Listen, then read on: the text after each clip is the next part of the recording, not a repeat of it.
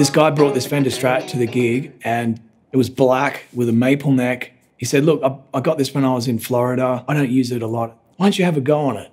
I guess I was expecting to have it for like maybe a few days, maybe a week or something. And it was like a year later that he came back. By then, I'd made it my own, just with all the scratches and dents and everything all over it.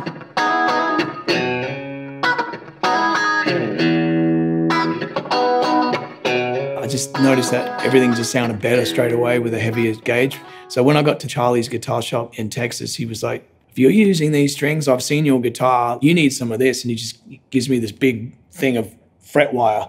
I'm like, okay.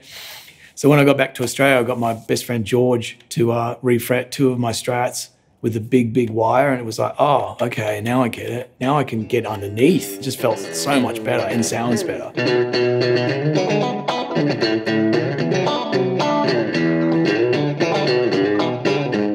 I wanted something light, acoustic, sort of resonant. So I think a lot can be said when you play a guitar just acoustically. You can kind of tell if it's going to be good or not. You really can.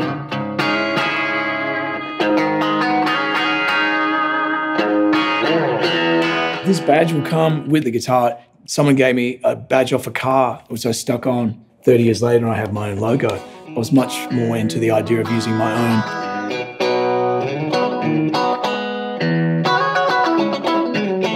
The release of my greatest hits, which was also a celebration of me coming off the bus 30 years ago and landing here in Sydney. So we thought we'd do a 30 single greatest hits package.